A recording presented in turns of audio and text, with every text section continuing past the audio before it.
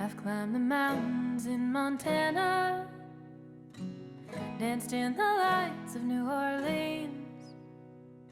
Portland ran away with me, and San Francisco stayed with me. Nashville made its way in between. Fell in love in Minnesota, and fell apart south of Salt Lake. Colorado calls to me, and Washington will always be begging for a piece of me to stay. Maybe some things never change, but I wanna know how it feels to hang pictures on a wall, sleep in the same bed at night. I want reasons to stay, I want someone to take up my time and miss me when I go.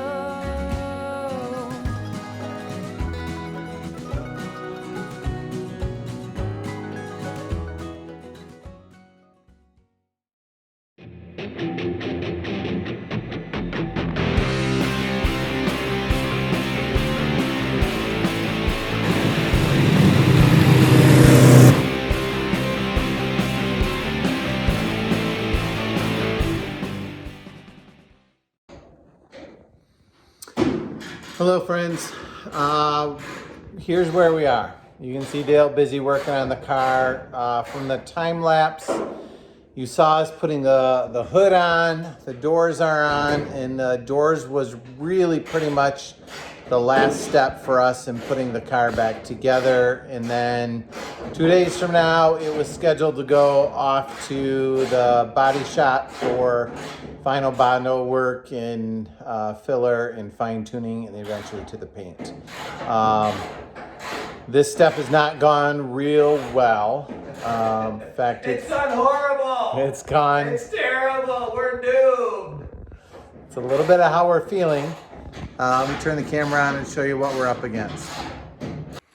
So quite a few episodes ago, we put a ton of work, and then you put in the doors in, and every door, like there's so many of them on a convertible, each of the doors had a 1/4 inch gap.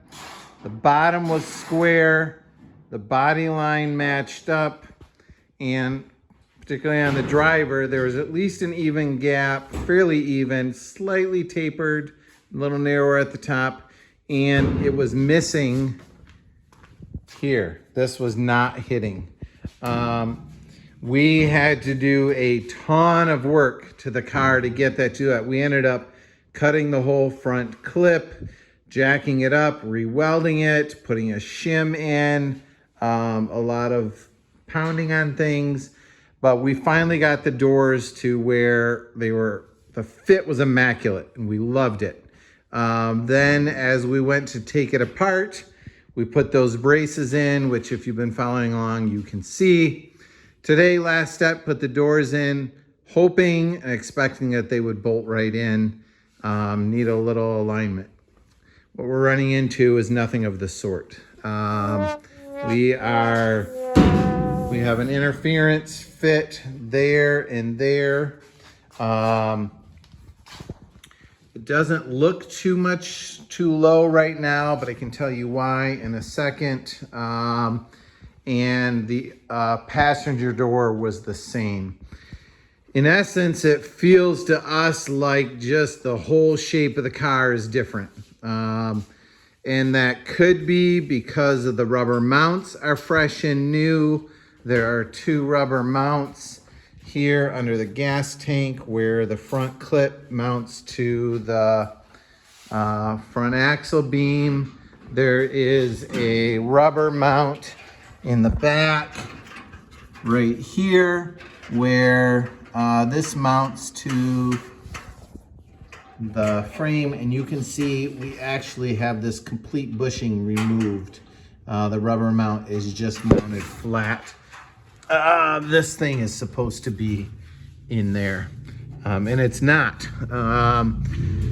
So in essence, to get the doors even this close, we took the shims off the back, tightened it down, which should tweak the back down. We took the shims out of the front, which should tweak that down. And then we put a jack stand underneath here to lift it up, which hopefully relax things and it will open up a bit. And we had to do all of that just to get the doors to come even somewhat close to closing. So, to be honest, disappointing night. But we got 2 days to get this done. So we are going to put our heads together and problem solve and maybe pray a little bit and think. And then we're going to put a plan together. So, okay, so I think that's going to be a wrap on this episode, which I think is 61. Dale, thanks for your hard work. You know, we don't know what we're going to do to fix this, but we have to. We got like 2 days till it's supposed to ship off to the body shop.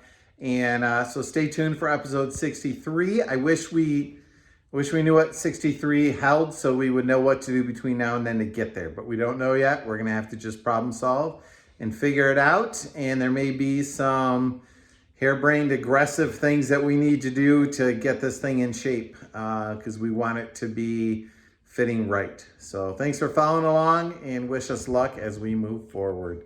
See you next week.